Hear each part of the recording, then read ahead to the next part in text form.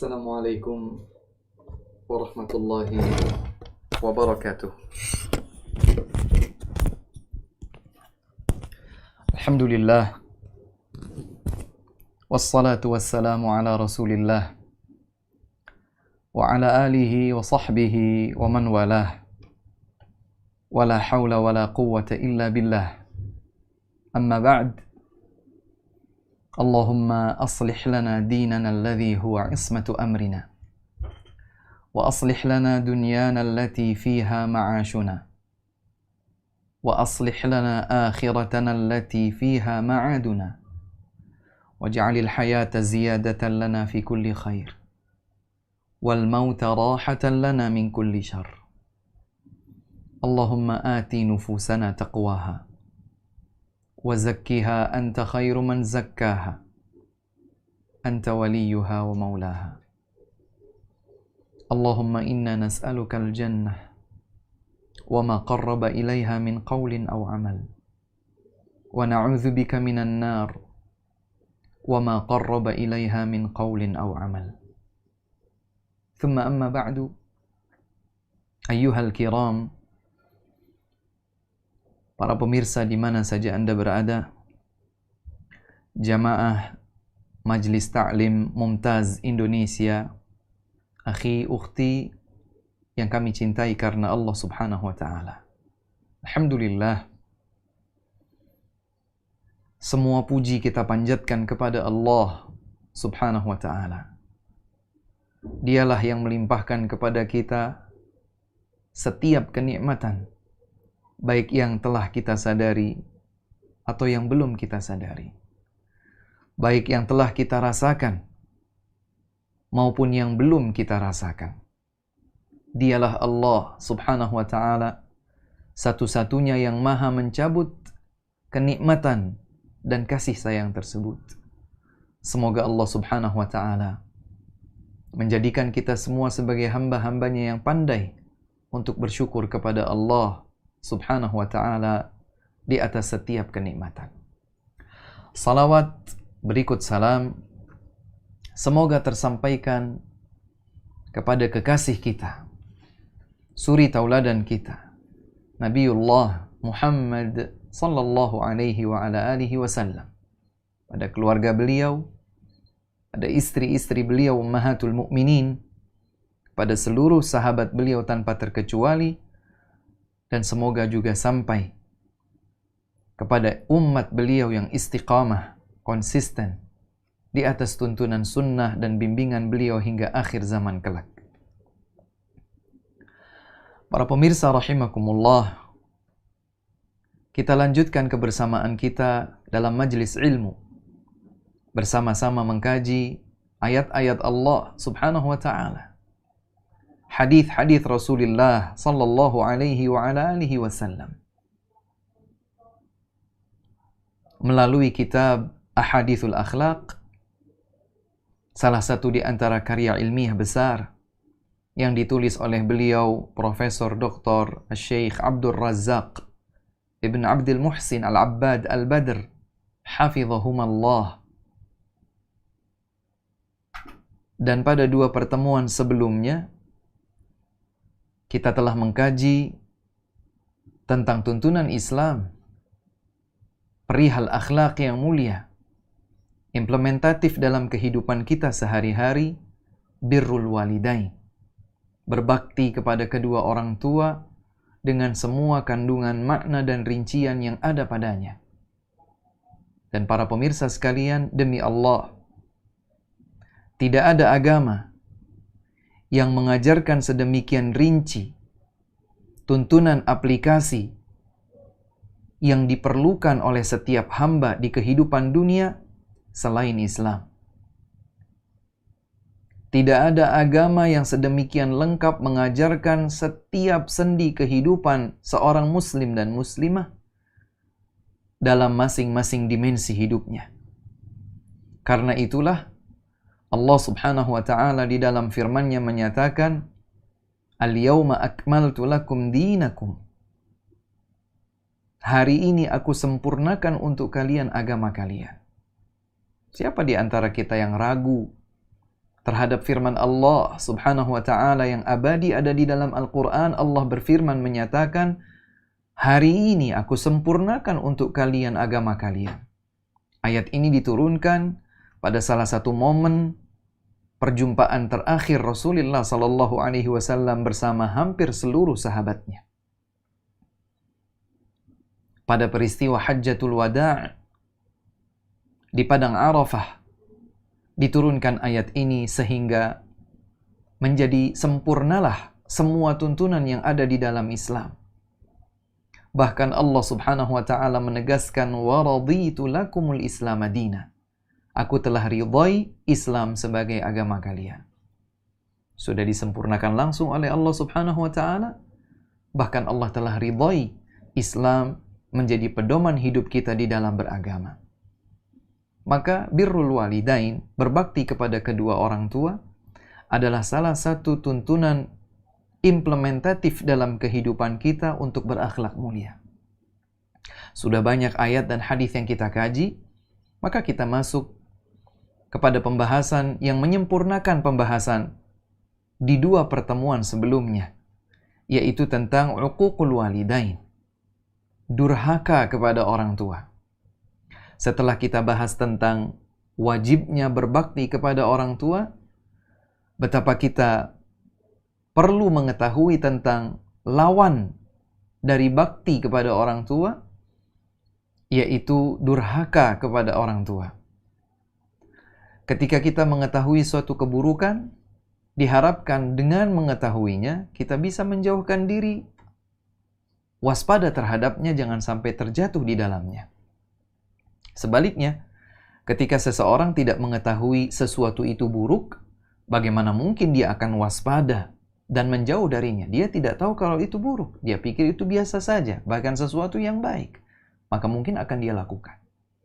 Berbeda dengan seseorang yang mengetahui sesuatu itu buruk, diharamkan oleh Allah Subhanahu wa ta'ala, dibenci oleh Allah Subhanahu wa ta'ala, terancam mendatangkan murka dan siksa azab Allah Subhanahu wa ta'ala, maka pasti dia akan menjauh.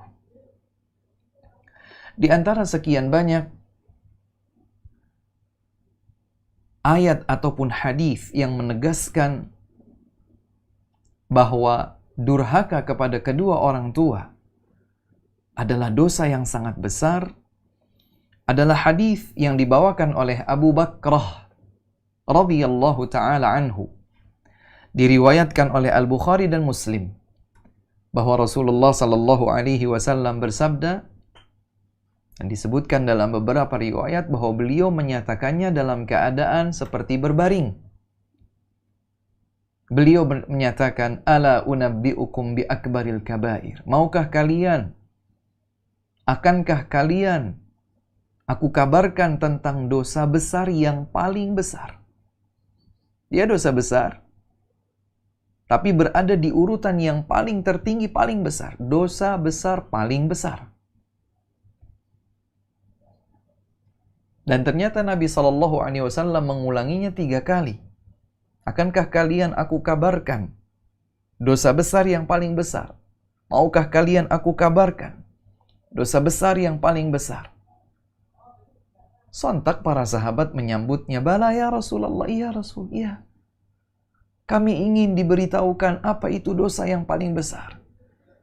Karena kalau dosa itu menghantarkan pelakunya kepada ancaman siksa dan azab Allah, murka dan kemarahan Allah, apalagi kalau dosa itu besar.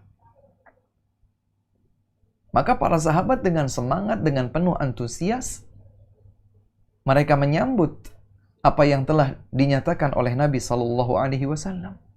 Mau wahai Rasul, kabarkan kepada kami apa itu dosa besar yang paling besar. Maka Rasulullah SAW menyatakan, al-isyraku billah. Dosa besar yang paling besar tidak dikalahkan dengan dosa apapun adalah berbuat syirik kepada Allah, menyekutukan Allah. Dan ini adalah bab pembahasan yang sangat panjang.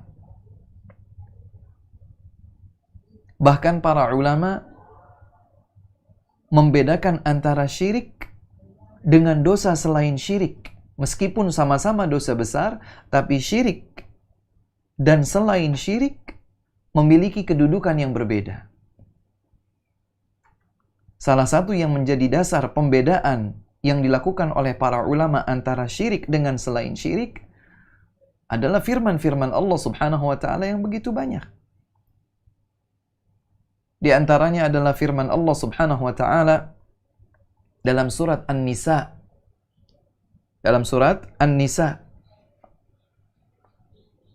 ayat 48.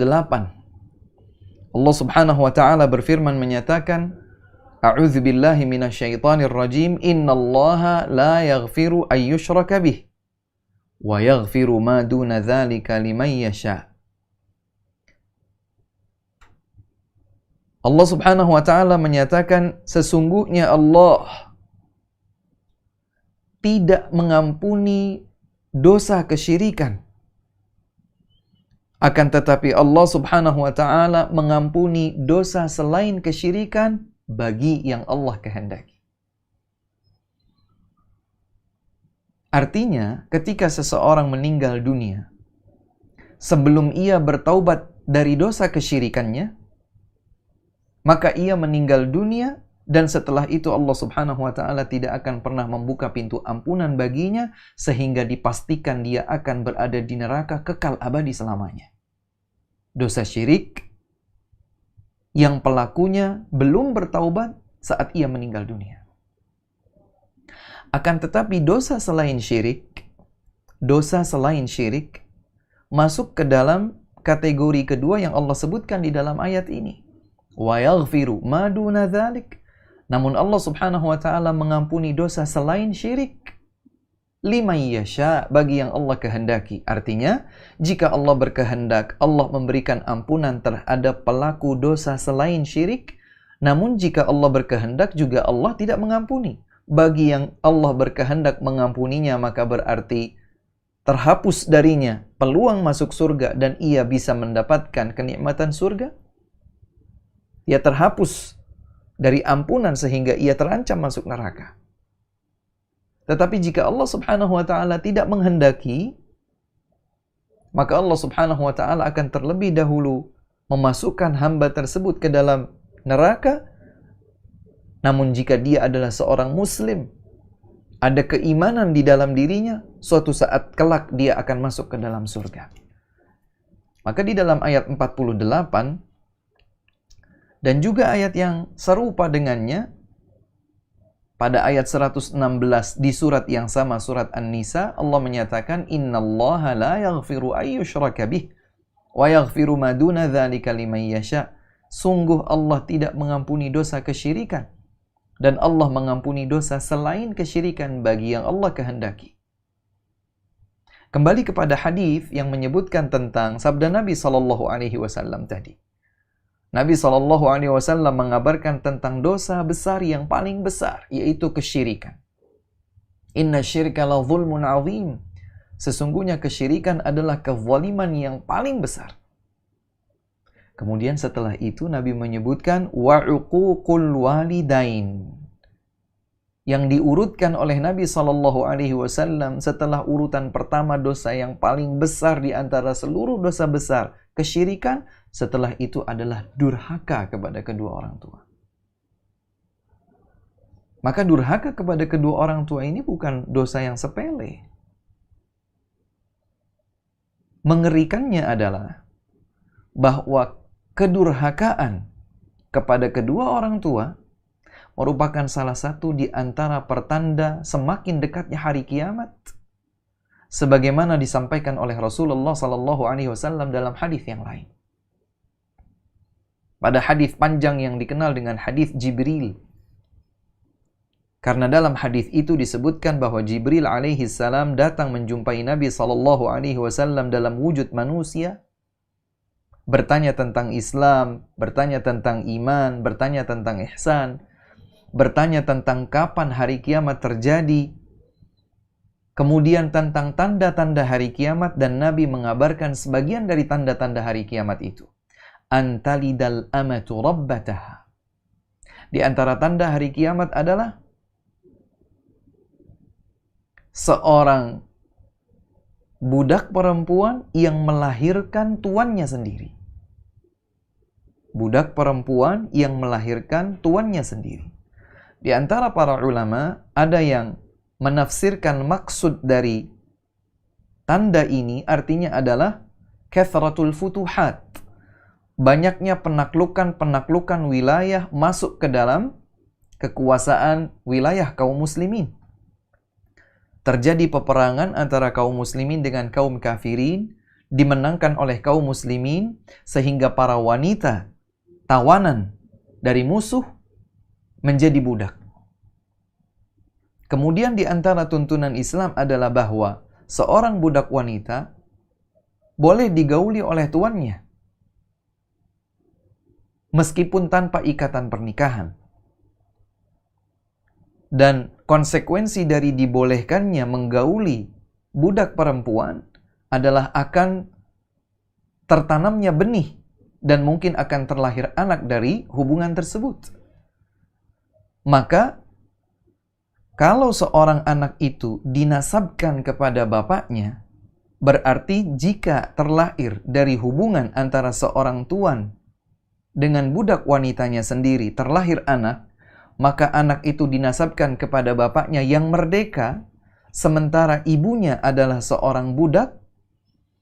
Berarti budak perempuan itu melahirkan tuannya sendiri yang statusnya merdeka. Ini kemungkinan makna yang pertama. Makna yang kedua adalah kathratul uquq. Banyaknya terjadi kedurhakaan. Sehingga sedemikian keji sebagian anak memposisikan diri layaknya raja dan bisa mengatur semua yang dikehendakinya terhadap kedua orang tua.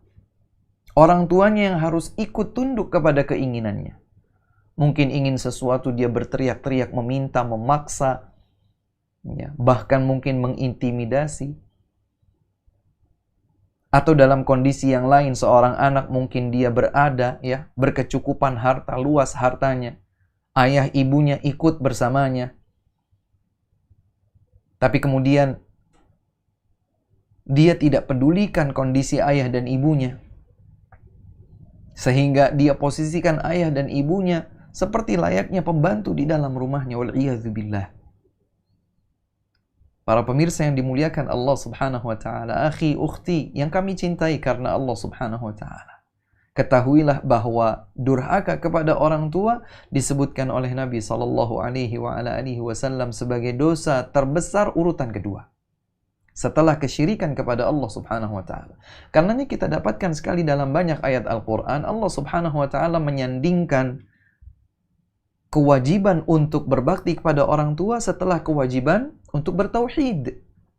Wa qadha rabbuka alla ta'budu illa iyyah wa bil walidaini ihsana. Allah subhanahu wa ta'ala menetapkan perintah agar kalian tidak berbuat syirik, tidak menyembah kepada selain Allah subhanahu wa ta'ala, dan Allah perintahkan agar kalian berbakti kepada kedua orang tua dalam surat Al-Isra.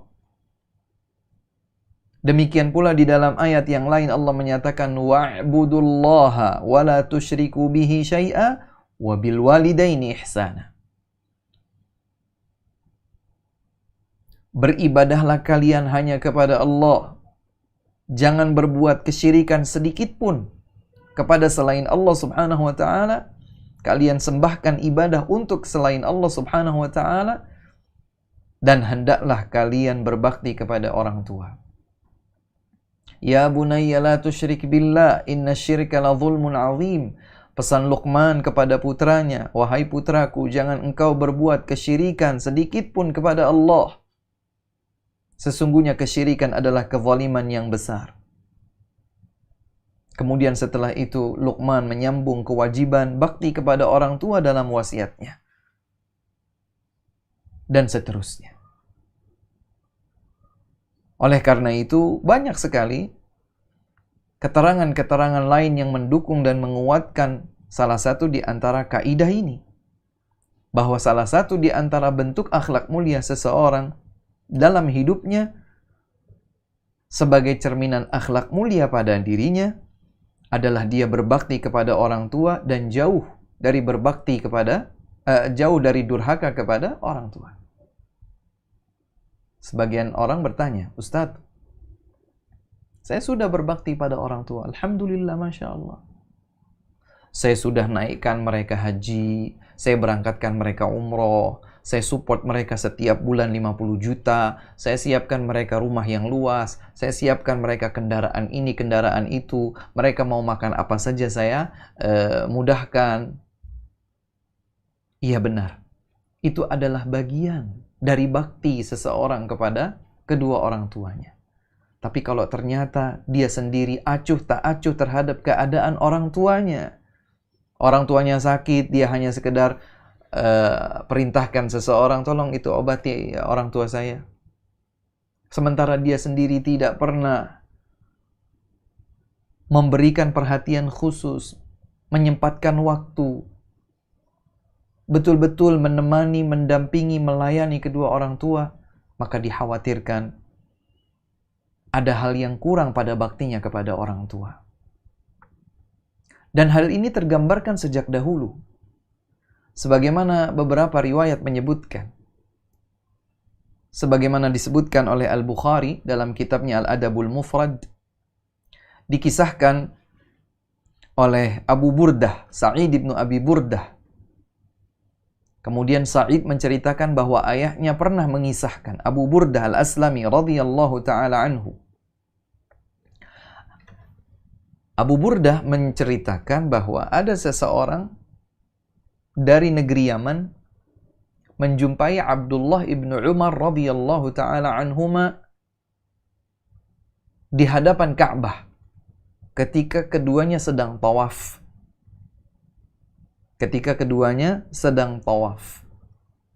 Maka kemudian laki-laki Yaman yang menjumpai Abdullah ibn Umar, dan laki-laki Yaman ini sedang menggendong ibunya sambil tawaf. Artinya dia sedang betul-betul memberikan layanan terbaik buat ibunya, bahkan sampai pada perjalanan ibadah ternyata dia mengabdikan atau melayani, membaktikan dirinya untuk ibunya. Kemudian laki-laki ini berkata, "Inni laha ba'iruhal mudhallal, in uz'irat rikabuha lam uz'ir." Aku memposisikan diri layaknya hewan tunggangan bagi ibuku.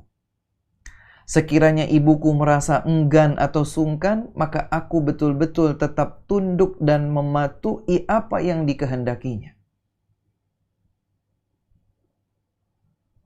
Kemudian laki-laki ini bertanya, "Wahai Ibnu Umar, apakah dengan itu, dengan yang aku lakukan ini, aku menggendong ibuku dalam perjalanan umrah, dalam pelaksanaan ibadah umrah sampai nanti kami kembali lagi, apa yang aku lakukan ini, apakah sudah termasuk baktiku kepada orang tua? Selesai baktiku untuk orang tua. Aku berikan apa yang aku punya." Ternyata Abdullah ibn Umar radhiyallahu anhuma, sahabat Rasul sallallahu alaihi wasallam, termasuk generasi terbaik umat ini, yang di zaman mereka lah Al-Quran diturunkan. Untuk pertama kali di hadapan mereka lah hadis disabdakan. Abdullah ibn Umar radhiyallahu anhuma berkata, "Wala bizafratin wahidah."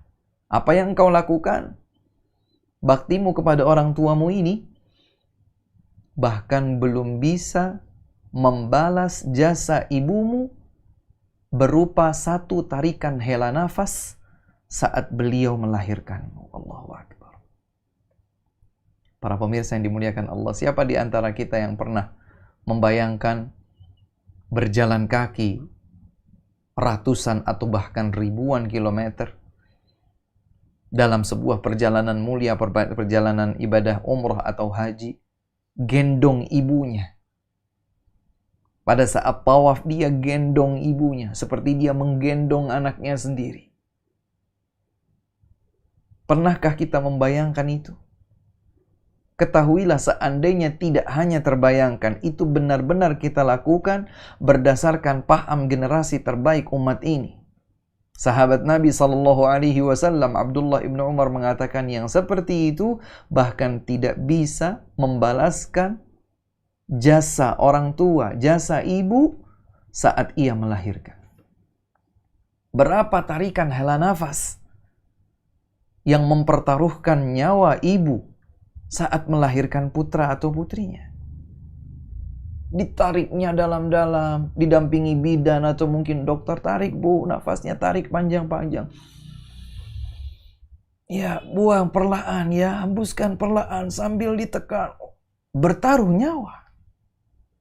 Satu tarikan hela nafas itu tidak bisa dibayar dengan digendongnya si ibu dalam perjalanan panjang dari rumahnya menuju Masjidil Haram untuk tawaf, bahkan kembali lagi. Maka subhanallah, apa yang sudah kita lakukan, yang kita pikir kita sudah Masya Allah optimal dalam berbakti kepada kedua orang tua, setelah mendengarkan athar yang sahih ini, kita jadi tahu bahwa apa yang kita lakukan belum ada apa-apanya. Lalu kalau seandainya kita merasa bahwa kita sudah berbakti kepada orang tua, apakah selanjutnya menjadi halal bagi kita untuk menghardik orang tua? Untuk berteriak kepada orang tua? Untuk mencela orang tua? Untuk mengabaikan bakti kita pada orang tua? Untuk menyerahkan urusan orang tua kita dilayani oleh yang lain sementara kita hanya berpangku tangan, sekedar support materi saja? La wallah. Dan bagi siapa saja di antara kita yang masih memiliki kedua orang tua hidup, jangan sia-siakan. Sebagaimana hadis yang telah kita baca sebelumnya. Sesungguhnya bakti pada orang tua atau orang tua itu berada di pintu tengah surga. Jika engkau kehendaki, jaga pintu itu agar tetap terbuka bagimu masuk darinya, masuk surga darinya. Tapi kalau engkau kehendaki, ya sudah, buang saja, sia-siakan saja. Abaikan saja ada satu pintu yang bisa memasukkanmu ke dalam surga, tapi engkau mengabaikannya. Nabi SAW menyebutkan bahwa durhaka kepada orang tua adalah dosa besar kedua setelah dosa besar yang tidak tertandingi, yaitu syirik kepada Allah Subhanahu wa Ta'ala.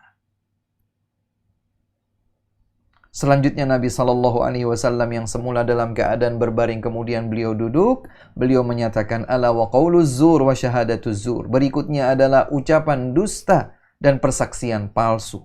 Nah, zaman sekarang ini hoax di mana-mana. Informasi dibaca, didengar, langsung ditelan bulat-bulat, dia simpulkan ini, dia simpulkan itu, statement ini, statement itu, dia sebarkan ini, dia sebarkan itu. Tanpa tathabbut, tanpa tabayyun. Dan ini menghadirkan petaka wal'iyadzubillah di kehidupan dunia sebelum di kehidupan akhirat. Jadi dalam hadis ini Nabi SAW menyatakan bahwa dosa besar paling besar. Tentu dosa besar banyak, tapi yang Nabi sebutkan dalam kesempatan ini ada 3. Syirik kepada Allah, durhaka kepada orang tua, berbicara dusta dan memberikan keterangan atau sumpah palsu. Para pemirsa yang dimuliakan oleh Allah Subhanahu wa Ta'ala.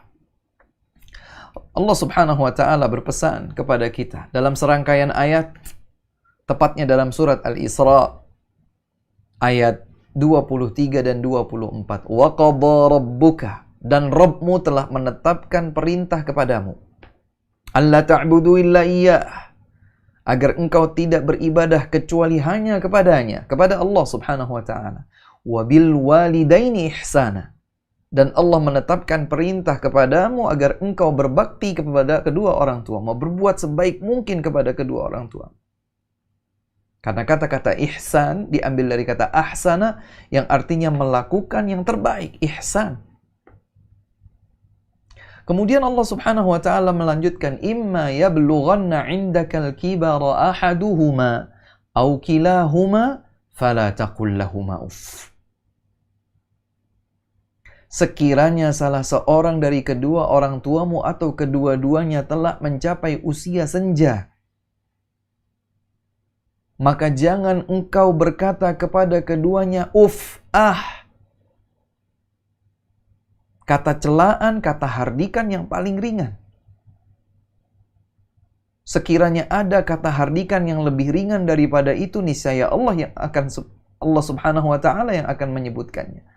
Ternyata kata-kata yang paling ringan sebagai bentuk kedurhakaan kepada orang tua adalah ah.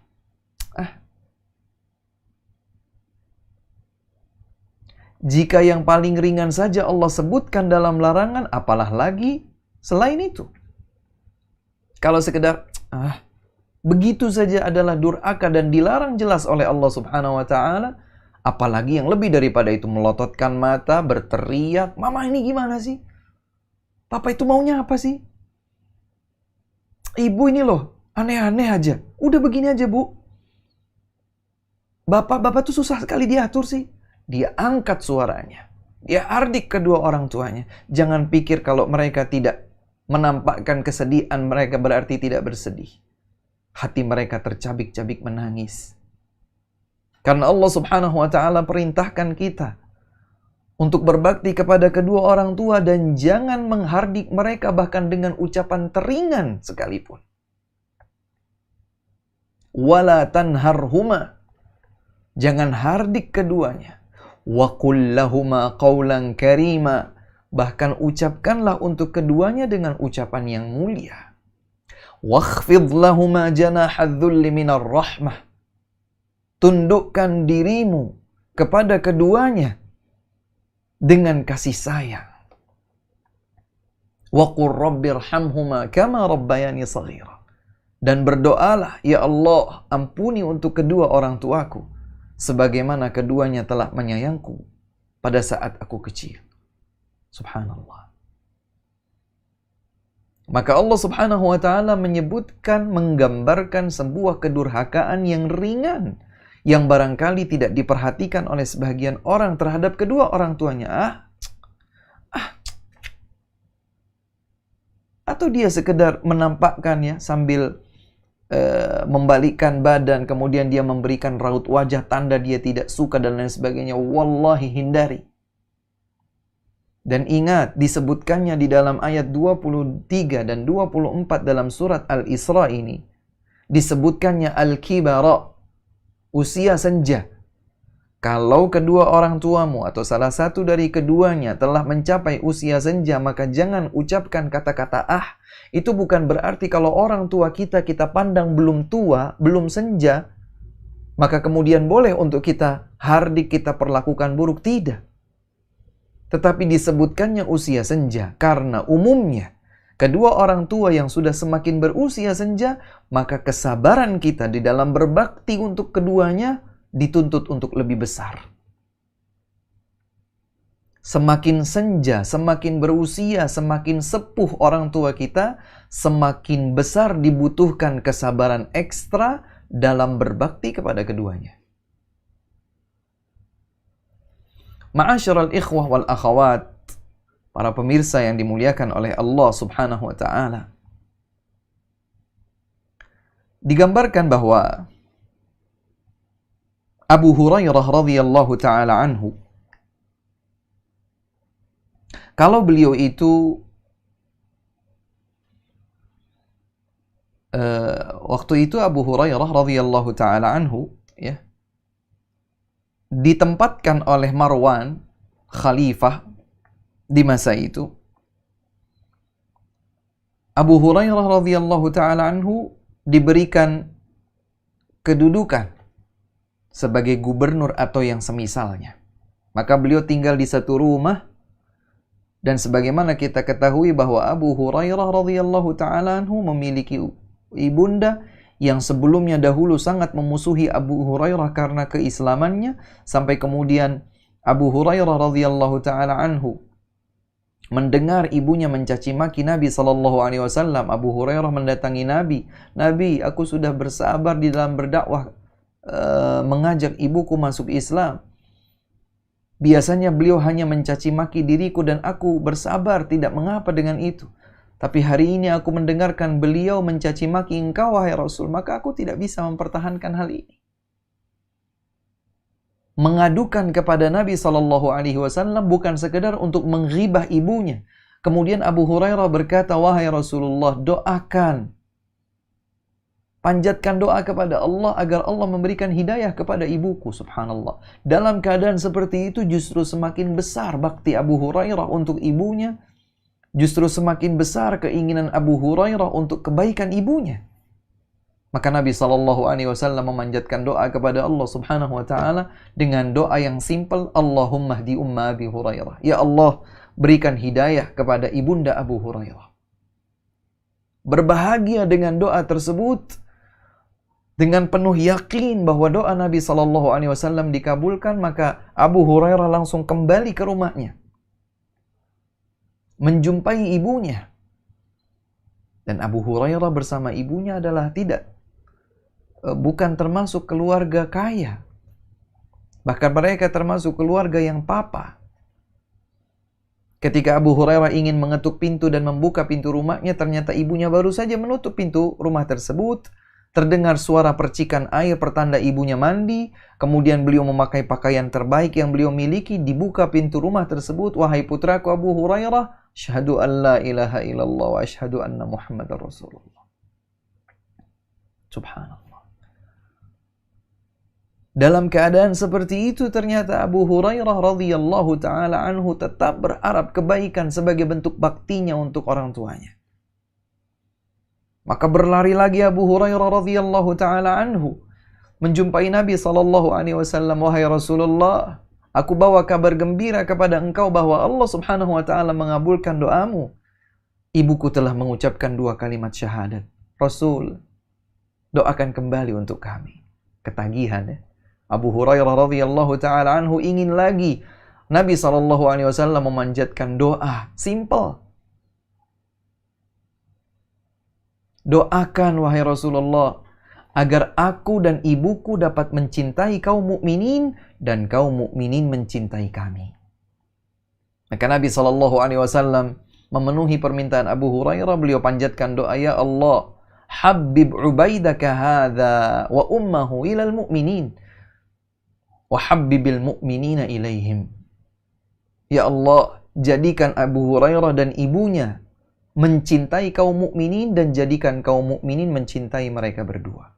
Subhanallah.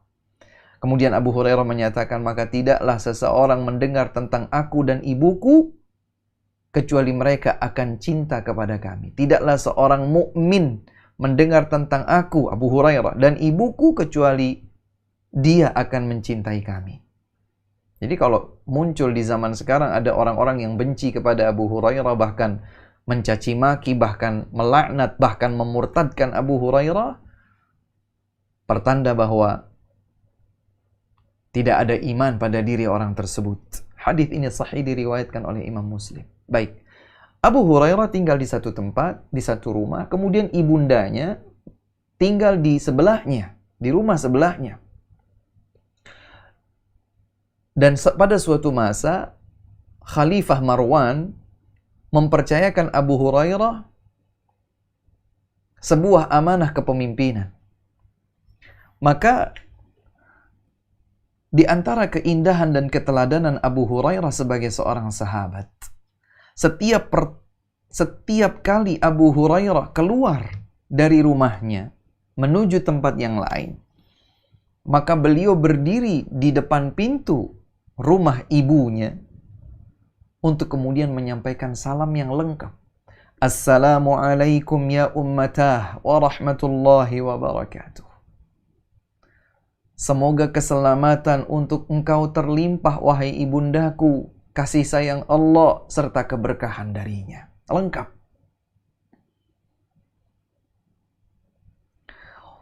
Kemudian ibunya menjawab dari dalam rumah, wa alaikassalamu ya bunayya wa rahmatullahi wa barakatuh. Dan demikian pula semoga keselamatan terlimpah bagimu wahai putraku, dan juga kasih sayang Allah serta keberkahan darinya untukmu. Abu Hurairah menyambung lagi, rahimakillahu kama rabbaitini saghira. Semoga Allah menyayangi engkau wahai ibu sebagaimana engkau menyayangiku saat aku masih kecil. Kemudian ibunya menjawab, rahimakallah kama barartani kabira. Dan semoga Allah merahmatimu wahai putraku dengan baktimu kepadaku setelah aku senja. Subhanallah.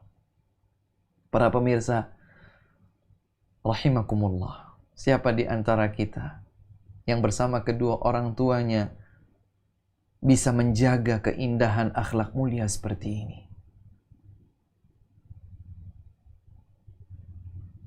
Bahkan untuk bersama tinggal bersama orang tua, ada rasa berat, ada rasa keengganan, ada rasa risih, dan lain sebagainya.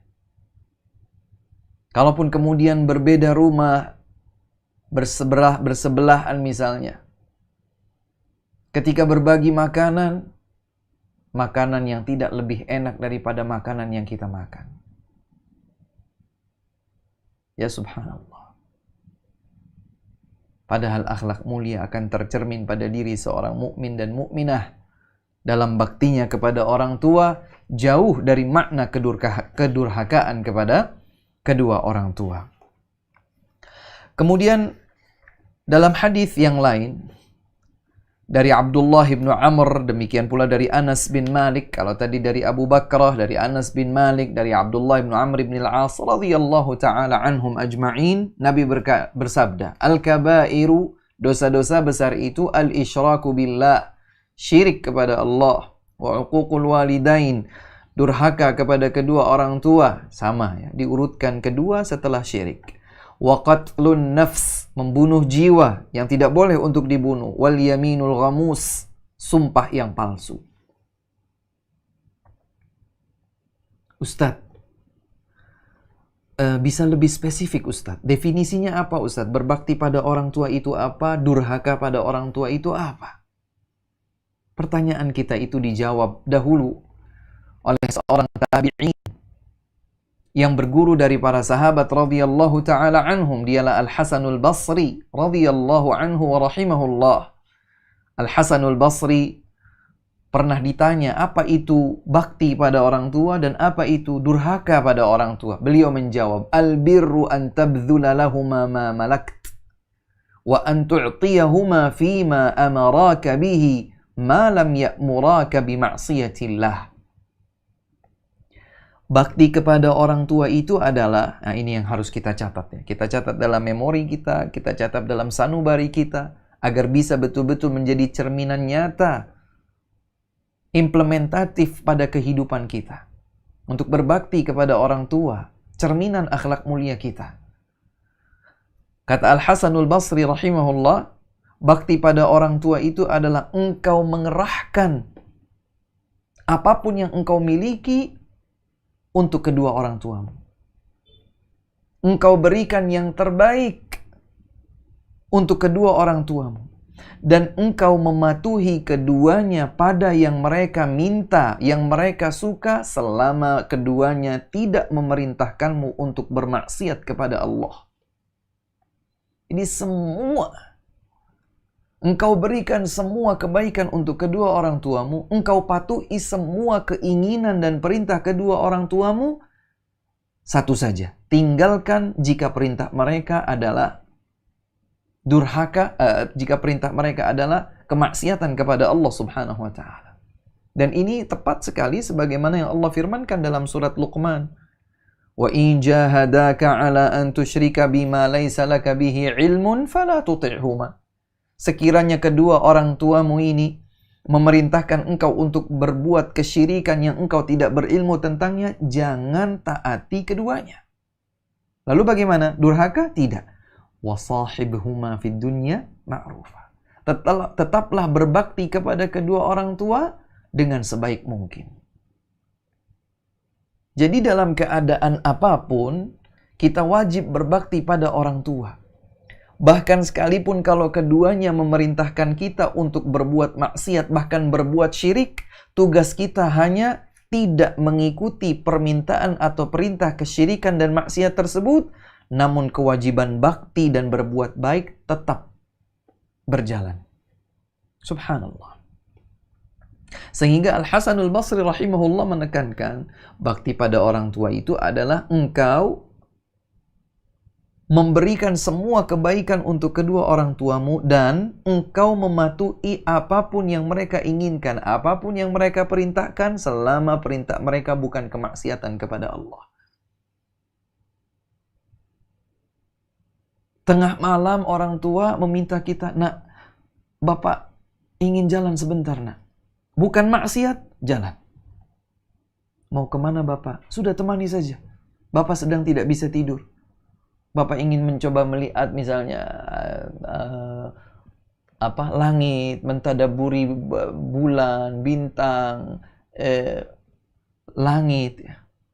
Penuh. Nak, tolong besok ke masak A. Padahal bahan masakan itu tidak mudah untuk kita dapatkan. Lakukan. Yang bisa kita lakukan. Ustadz, kadang-kadang permintaan orang tua kita aneh, Ustadz. Mustahil, Ustadz. Lakukan dulu. Upayakan dulu. Sekiranya Allah subhanahu wa ta'ala memberikan kemudahan pada kita. Mungkin orang tua kita tinggal 1000 kilometer misalnya. Nak, tolong Bapak belikan kambing, nak. Pak, ya sudah, beli aja di sana, Pak. Enggak, saya ingin kambing yang dari kampung halamanmu itu. Dagingnya enak. Hadirkan kambing itu. Semua bentuk kebaikan yang bisa engkau berikan untuk orang tuamu, berikan. Dan segala bentuk perintah orang tua kepadamu selama bukan kemaksiatan kepada Allah, penuhi. Itulah bakti. Lalu apa itu kedurhakaan kepada orang tua? Al-Hasanul Basri melanjutkan, wal-uququ an tahjurahuma wa tahrimahuma. Sementara durhaka itu adalah engkau mengabaikan, engkau meninggalkan, engkau acuh tak acuh kepada kedua orang tuamu, dan engkau bersikap pelit kepada orang tuamu. Engkau tidak mematuhi mereka. Subhanallah. Maka setiap bentuk perlakuan buruk kepada orang tua kita dalam bersikap, dalam berbicara, dalam berbuat, dalam memberi, dan seterusnya, maka itu adalah kedurhakaan yang wajib untuk kita tinggalkan. Di dalam hadis yang lain dari Al-Mughirah bin Syu'bah radhiyallahu taala anhum, Nabi sallallahu alaihi wa ala alihi wasallam bersabda, "Innallaha azza wa jalla harrama 'alaikum 'uquqal ummahat." Sesungguhnya Allah subhanahu wa ta'ala mengharamkan kepada kalian durhaka kepada para ibu. Bukan berarti boleh durhaka kepada ayah. Karena dalil yang lain, baik ayat ataupun hadis, menyebutkan ayah dan ibu mendapatkan perlakuan yang sama. Tapi hadis Al-Mughirah ibnu Syu'bah lebih menekankan pada ibu. Sesungguhnya Allah subhanahu wa ta'ala mengharamkan kalian untuk durhaka kepada orang tua, kepada para ibu. Wa wa'dal banat. Dan mengubur anak perempuan hidup-hidup. Wa man'an wahat. Pelit, tapi menyodorkan tangan untuk meminta dari orang lain. Ya. Kalau memberi, pelit. Kalau meminta, rajin. Ini Allah haramkan. Wa kariha lakum thalathan. Dan Allah benci untuk kalian melakukan 3 hal. Allah benci. Qila wa qal. Menyebarkan isu katanya-katanya. Isu belum pasti, belum jelas, belum bisa dipertanggungjawabkan validitas kebenarannya, bukan dari orang yang kapabel untuk berstatement menyampaikannya, kita sebarkan. Jangan. Allah benci hal tersebut. Wa kathratas su'al. Dan banyak meminta atau banyak bertanya untuk hal-hal yang justru memberatkannya. Wa idha'atal mal. Dan menyia-nyiakan harta.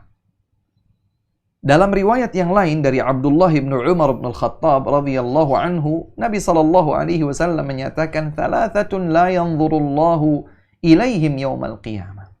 Ada 3 orang yang Allah tidak akan melihat mereka kelak pada hari kiamat. Nauzubillah.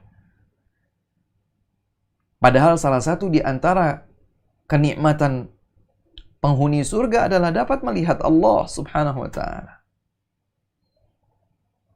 Ternyata Allah subhanahu wa ta'ala bahkan tidak mau melihat mereka. Ada 3 orang yang Allah tidak mau melihat mereka. Allah tidak sudi untuk melihat mereka kelak di hari kiamat. Allah akan mencampakkan mereka. Siapa saja? Nabi sebutkan yang pertama, al-aqu liwalidayh, yang durhaka kepada kedua orang tua.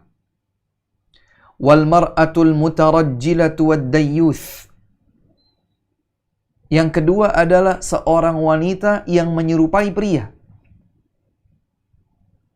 Wad-dayyuth, dan laki-laki yang tidak memiliki kecemburuan terhadap wanita-wanita mahramnya. Melihat istrinya bercengkrama dengan laki-laki lain yang bukan mahramnya, ketawa ketiwi, berduaan, safar bersama, wal'iyadzubillah. Laki-laki itu ya nggak masalah. Allahu a'lam, karena memang sudah hilang kecemburuan darinya, layaknya sebahagian binatang yang tidak cemburu terhadap pasangannya. Atau mungkin karena dia menyembunyikan hal tersebut karena dia sendiri melakukannya bersama yang lain. Dia biarkan istrinya mungkin berzina bersama orang lain, sebagaimana dia seakan meminta dibenarkan jika dia berzina dengan wanita yang lain. Wal'iyadzubillah, wal'iyadzubillah. Salah satu di antara yang Allah subhanahu wa ta'ala tidak akan lihat mereka pada hari kiamat adalah yang durhaka pada orang tua, wanita yang menyerupai laki-laki, dan para laki-laki yang tidak memiliki kecemburuan terhadap wanita mahramnya. Kemudian Nabi menyambung, wa thalathatun la yadkhulunal jannah, dan ada 3 orang yang tidak masuk surga. Kata-kata tidak masuk surga dalam sabda Nabi ini bukan berarti tidak masuk sama sekali, tetapi masuk tidak sejak awal. Dari mana kita memahami hal tersebut? Dari hadis yang lain, banyak sekali. Di antaranya yang diriwayatkan juga oleh Al-Bukhari dan Muslim. Nabi SAW bersabda, Allah subhanahu wa ta'ala berfirman, wa izzati, wa jalali, wa azamati, wa kibriyai. Allah berfirman, bersumpah, wa izzati, demi kemuliaanku, wa jalali, demi keagunganku, wa azamati, demi kebesaranku, wa kibriyai, demi kesombonganku, la ukhrijanna minha, aku akan keluarkan dari neraka, man qala la ilaha illallah, siapa yang telah mengucapkan ikrar la ilaha illallah. Tanda bahwa seorang muwahhid yang masih memiliki tauhid, sekalipun dia bergelimang dosa, masih ada secercah harapan agar dia suatu saat nanti setelah Allah ampuni, maka dia akan masuk ke dalam surga. Sehingga kata-kata tidak masuk surga bagi selain pelaku kesyirikan itu bukan berarti tidak masuk surga sama sekali. Tapi masuk surga hanya saja tidak sejak awal. Ada ancaman neraka dulu bagi mereka.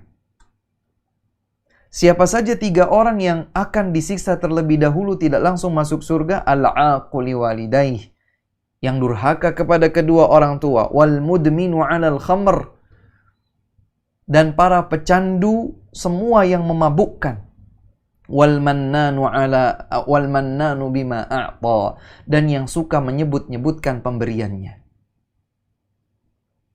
Jadi para pecandu minuman keras, narkoba dengan semua jenisnya yang padat, pil, bubuk, uap, cairan, dan lain sebagainya. Pecandu-pecandu, hal-hal yang memabukkan, terancam untuk berada lama di dalam neraka, dan tidak sejak awal dia akan masuk surga. Demikian pula orang-orang yang selalu menyebut-nyebut dengan pemberian-pemberian mereka. Disebutkan bahwa ada seorang sahabat bernama Abu Tufail radhiyallahu ta'ala anhu. Abu Tufail termasuk sahabat yang paling terakhir wafat. Ya. Dia bertanya kepada sahabat Ali ibnu Abi Talib radhiyallahu ta'ala anhu wa 'anis sahabati ajma'in. Abu Tufail berkata, wahai Ali ibnu Abi Talib, kabarkan kepada kami sesuatu yang telah dirahasiakan, dikhususkan oleh Rasulullah hanya untukmu. Pertanyaan ini seakan-akan ingin mengungkit atau mengetahui, ya, menggali sebuah informasi yang mungkin belum diketahui. Maka dengan tegas Ali langsung menjawab, ma asarra ilayya syai'an katamahun nas. Tidak ada sesuatu pun yang dirahasiakan oleh Rasul kepadaku dan beliau sembunyikan dari manusia. Tidak ada. Tuduhan palsu yang disematkan kepada Rasulullah sallallahu alaihi wasallam seakan-akan Rasul hanya mengkhususkan sesuatu, disampaikannya kepada Ali saja, tidak kepada yang lain. Tidak ada. Kata Ali, tidak ada. Akan tetapi aku pernah mendengar Rasulullah sallallahu alaihi wasallam bersabda, la'anallahu man dzabaha li ghairillah. Allah melaknat orang yang menyembelih untuk selain Allah. Wa la'anallahu man awa muhditha, dan Allah melaknat orang yang menyembunyikan perbuatan dosa, melindungi orang yang melakukan perbuatan dosa. Wa la'anallahu man la'ana walidayh. Allah melaknat kepada siapa saja yang melaknat kedua orang tuanya. Wa la'anallahu man ghayyaral manar, dan Allah melaknat siapa saja yang merubah batasan-batasan tanah. Jadi ada 4 di sini. Yang dinyatakan oleh Ali bin Abi Thalib radhiyallahu taala anhu bahwa Allah melaknat 4 orang. Yang menyembelih untuk selain Allah, yang melindungi pelaku dosa dan kemaksiatan, yang berbuat atau yang melaknat kedua orang tuanya, dan yang merubah batasan-batasan tanah. Digesernya 1 jengkal, digesernya 1 meter, digesernya sekian. Dan hadis ini berhubungan dengan laknat Allah kepada yang melaknat kepada untuk kedua orang tuanya. Mungkin aneh, apakah ada orang yang melaknat kedua orang tuanya sendiri? Laknat itu artinya mendoakan seseorang agar dijauhkan dari kasih sayang Allah Subhanahu wa taala. Nabi bersabda, Allah melaknat seseorang yang melaknat kedua orang tuanya, mendoakan orang tuanya agar dijauhkan dari rahmat Allah Subhanahu wa taala. Allah melaknat hamba yang seperti itu. Dulu di antara sahabat ada yang penasaran bertanya. Barangkali sebagaimana sebagian kita juga bertanya, bagaimana mungkin seseorang melaknat kedua orang tuanya sendiri? Nggak mungkin. Maka Nabi SAW menyatakan, itu terjadi ketika seseorang mencela atau melaknat orang tua orang lain. Orang tua temannya atau orang tua seseorang. Dicaci makinya, dilaknatnya. Yang kemudian ini menyebabkan orang tersebut tidak terima orang tuanya didoakan keburukan, bahkan dilaknat. Orang tersebut kembali melaknat orang tua kita. Wal'iyadzubillah. Begitulah seseorang tergambarkan melaknat kedua orang tuanya. Bukan dia sendiri yang melaknat kedua orang tuanya, tapi dia menyebabkan dipanjatkannya laknat untuk kedua orang tuanya. Dengan dia melaknat orang tua seseorang, maka orang itu tidak terima, sehingga dia pun melaknat kedua orang tua kita atau mencaci maki orang tua kita. Wal'iyadzubillah. Para pemirsa yang dimuliakan Allah Subhanahu wa taala, maka hendaklah kita menjauhi segala bentuk kedurhakaan kepada kedua orang tua. Doakanlah kebaikan untuk kedua orang tua. Rasulullah sallallahu alaihi wasallam bersabda dalam hadis yang sahih diriwayatkan oleh At-Tirmidzi, dihasankan oleh Syekh Al-Albani dari Abu Hurairah radhiyallahu taala anhu, Nabi bersabda, "Thalathu da'awatin mustajabatun la syakka fihin." Ada 3 doa yang pasti dikabulkan, tidak diragukan lagi. Tidak diragukan, pasti dikabulkan. Da'watul mazlum, doa orang yang teraniaya, terzalimi. Wa da'watul musafir, dan doa seorang yang sedang dalam keadaan perjalanan jauh safar. Wa da'watul walid ala waladih, dan doa keburukan orang tua terhadap anaknya. Hati-hati. Hadis ini dijelaskan oleh para ulama memiliki 2 sisi sekaligus.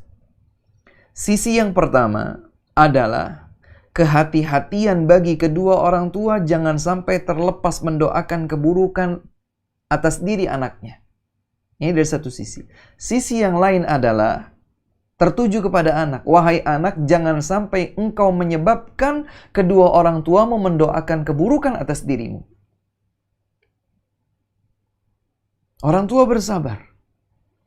Di dalam riwayat yang lain Nabi menyebutkan wa da'watul walid li waladihi, doa orang tua untuk kebaikan anaknya. Artinya, doa orang tua apakah untuk kebaikan ataukah untuk keburukan anaknya mustajab.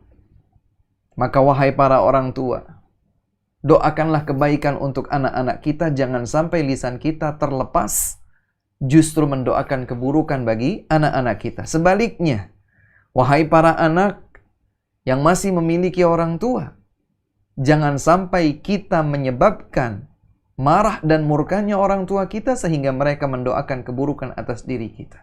Bukankah Nabi bersabda, ridallah fi ridal walidain wa sakhatullah fi sukhtil walidain? Ridha Allah berada pada ridha kedua orang tua dan kemurkaan Allah berada pada kemurkaan orang tua. Dan hadis ini berlaku jika kondisinya sesuai dengan tuntunan Islam. Tapi kalau kondisinya tidak sesuai dengan tuntunan Islam, maka tidak berlaku hadis ini. Misalnya, seorang ibu berkata kepada anaknya yang sesaat lagi ingin berangkat sholat Jumat, "Nak, bapak ibu tidak ridho kamu sholat Jumat." Loh, kenapa pak? Pokoknya nggak boleh, kamu di sini saja. Atau lebih ekstrim lagi contohnya adalah, "Wahai anakku, kamu jangan masuk Islam," misalnya. Jangan tinggalkan kesyirikan. Kalau kamu masuk Islam, kalau kamu tinggalkan kesyirikan, maka bapak ibu tidak akan ridho kepadamu. Maka kondisi ini tidak berlaku pada hadis tadi, di mana Nabi bersabda, ridho Allah terdapat pada ridho kedua orang tua, murka Allah terdapat pada murka orang tua, bila ridho dan murka orang tua tidak berseberangan dengan tuntunan Islam. Sampai-sampai Nabi SAW pernah kedatangan malaikat Jibril alaihi salam. Sesaat ketika Nabi SAW naik ke atas mimbar. Kemudian Nabi dipijakan pertama, anak mimbar pertama, Nabi menyatakan amin, amin, amin. Para sahabat bertanya, "Wahai Rasulullah, kami mendengar engkau mengucapkan amin, amin, amin 3 kali. Apa yang gerangan terjadi?" Maka Nabi SAW menyatakan, "Atani Jibril, Jibril mendatangiku dan berkata, wahai Muhammad, nista tersungkur hina seseorang yang kedatangan bulan Ramadan, kemudian Ramadan pergi, berlalu habis, sebelum dosa-dosa hamba itu diampuni oleh Allah Subhanahu wa Ta'ala." Artinya dia melewati Ramadan tanpa mendapatkan ampunan Allah. Tersungkur hina, nista seorang hamba yang mendapatkan kedua orang tua atau salah satu dari keduanya masih hidup, tapi dia tidak berbakti kepada kedua orang tuanya, tidak bisa masuk surga melalui pintu bakti pada orang tua. Dan yang ketiga adalah tersungkur hina nista seorang hamba yang setiap kali disebutkan namaku kepadanya, dia tidak pernah bersalawat kepadaku. Bayangkan, didoakan keburukan oleh Jibril dan diaminkan oleh Nabi SAW terhadap seseorang yang menyia-nyiakan peluang baktinya kepada kedua orang tua sehingga pintu surga tidak dapat diraih olehnya. Para pemirsa yang dimuliakan Allah Subhanahu wa Ta'ala, semoga Allah Subhanahu wa Ta'ala menjadikan kita semua sebagai hamba-hamba yang betul-betul bisa berupaya berakhlak mulia terhadap kedua orang tua. Cerminan bakti kita terhadap orang tua di kehidupan kita sehari-hari semampu mungkin. Dan semoga Allah Subhanahu wa Ta'ala menjauhkan kita dari segala bentuk kedurhakaan kepada kedua orang tua. Ustadz, kalau orang tua saya sudah meninggal dunia, bagaimana bakti saya kepada keduanya dan bagaimana mungkin saya durhaka kepada keduanya? Masih mungkin terjadi. Bagaimana? Bakti kita kepada kedua orang tua yang telah meninggal dunia adalah dengan mendoakan kebaikan untuk mereka. Menjalankan wasiat kebaikan mereka. Menyambung tali silaturrahim kepada kerabat yang kita tersambung dengan mereka kekeluargaan melalui jalur orang tua, disebabkan kedua orang tua. Sehingga Rasulullah SAW menyatakan, "Idza matal insan," apabila seseorang meninggal dunia, "inqata'a amaluhu illa min thalas," terputus amalnya kecuali 3, sadaqatin jariyah, sedekah jariyah, wakaf, au ilmin yuntafa'u bihi, ilmu yang bermanfaat, au waladin salihin yad'u lahu, atau anak salih yang mendoakan kebaikan bagi kedua orang tuanya. Dalam hadis yang lain Nabi SAW menyatakan bahwa ada di antara penghuni surga yang setiap waktu terus dinaikkan derajatnya di sisi Allah Subhanahu wa Ta'ala, tingkatan surganya terus meningkat. Kemudian dia bertanya, "Anna li hadza?" Dari mana aku bisa mendapatkan ini? Setiap waktu aku ditinggikan derajatnya, ditingkatkan derajatnya di surga. Kemudian diberikan jawaban kepadanya, "Bistighfari waladika lak."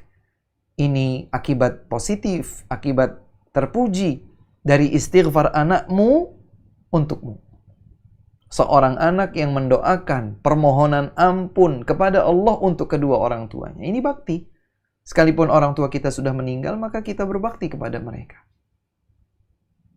Adapun durhaka kepada kedua orang tua setelah wafatnya adalah tidak menjadi anak salih dan lupa mendoakan kebaikan untuk kedua orang tua.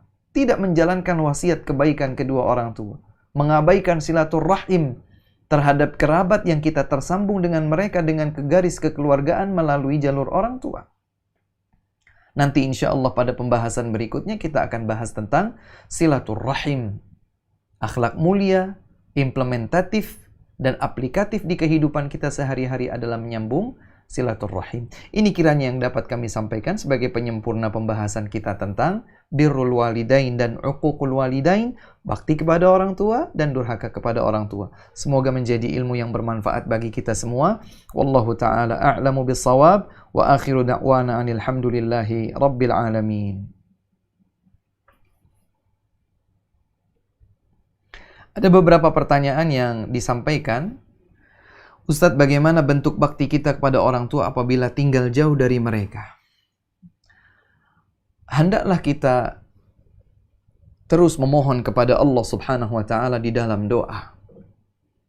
Agar Allah Subhanahu wa ta'ala memudahkan kita berbakti pada orang tua. Maka kami berdoa kepada Allah untuk diri kami pribadi, untuk penanya, untuk semua pemirsa yang mengikuti dan menyimak kajian ini di mana saja berada. Semoga Allah Subhanahu wa ta'ala menganugerahkan untuk kita birrul walidain. Minta kepada Allah Subhanahu wa ta'ala. Merengek mohon kepada Allah agar kita dimudahkan oleh Allah dengan semua cara, semua media, semua yang kita miliki untuk berbakti pada orang tua. Ustadz, bagaimana kalau orang tua saya tinggal jauh? Sekiranya memungkinkan bagi kita untuk mendekat atau mendekatkan orang tua kepada kita itu lebih baik. Apalagi kalau mereka sudah semakin berusia senja. Kita mendekatkan mereka dengan kita dan kita mendekat kepada mereka. Berbakti kepada mereka sekemampuan kita. Ustadz, itu belum memungkinkan. Kalau begitu, setiap kali ada peluang kita bisa mendatangi mereka, datangi. Jangan nunggu liburan panjang. Setiap kali ada peluang, maka bercengkerama dengan keluarga boleh sesekali. Tapi kepada orang tua, setiap ada waktu memungkinkan bagi kita untuk datang menjenguk orang tua. Memberikan layanan khidmah kepada orang tua, lakukan. Kalau itu pun juga masih jarang bisa kita lakukan mengingat keterbatasan kita, maka berikan perhatian rutin setiap waktu, setiap saat, setiap hari by phone, video call dan lain sebagainya. Penuhi keinginan mereka. Dan jangan bosan untuk menyampaikan, Bapak, Ibu, maafkan kekurangan saya dalam berbakti kepada Bapak dan Ibu secara langsung. Dan mohon doakan kepada Allah agar saya menjadi anak yang berbakti. Tawarkan kepada mereka semua bentuk kebaikan yang bisa kita sampaikan kepada mereka. Sekali lagi, usahakan dari hal-hal yang optimal bisa kita lakukan. Kalau terhalangi kita terus turun. Kalau sekiranya kita hanya bisa telepon, video call dan lain sebagainya, jangan sia-siakan waktu. Terus. Sambil terus berdoa memohon kepada Allah Subhanahu wa ta'ala untuk dimudahkan berbakti kepada kedua orang tua. Demikian wallahu a'lam. Kemudian ada pertanyaan yang lain. Ustaz, saya seorang suami. Apakah ada tuntunan dalam Islam berlaku adil kepada orang tua dan mertua? Atau boleh mengutamakan orang tua saya dahulu apabila belum bisa berlaku adil? Barakallahu fikum. Nah, ini juga aplikatif ya di dalam kehidupan. Yang pertama, adil itu tidak harus sama. Adil tidak harus sama. Dan ini juga real di dalam kehidupan kita. Anak kita yang satu berusia 15 tahun sudah usia SMA, yang lain adalah usia 7 tahun baru kelas 1 SD misalnya. Apakah adil itu artinya kita berikan uang saku keperluan mereka sama persis, yang ini dikasih 20.000, yang ini dikasih 20.000? Jawabannya tidak. Adil itu tidak harus diukur dengan kesamaan kuantiti tertentu. Ini yang pertama. Yang kedua, bagaimanapun tidak akan pernah sama antara orang tua dan mertua.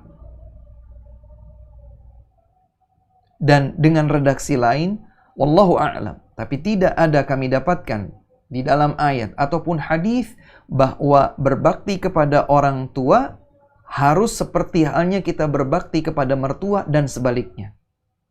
Jadi bagaimana Ustadz? Apakah saya harus berbakti pada orang tua lebih dibandingkan bakti saya kepada mertua? Jelas. Mertua orang baik. Orang tua yang menyambungkan antara kita dengan istri kita atau suami kita, dengan pasangan hidup kita. Maka kita berbuat bakti baik kepada mertua kita karena dia telah menjadi bagian dari kerabat, musaharah, hubungan pernikahan. Sehingga ada kekerabatan, kekeluargaan di antara kita melalui hubungan pernikahan. Tetapi bakti kita kepada orang tua harus jauh lebih besar. Maka bakti kepada kedua orang tua memiliki nilai yang sangat tinggi dan tidak bisa disetarakan hanya sekedar berbakti kepada mertua. Jadi, seseorang wajib berbakti kepada kedua orang tuanya lebih daripada baktinya kepada mertua.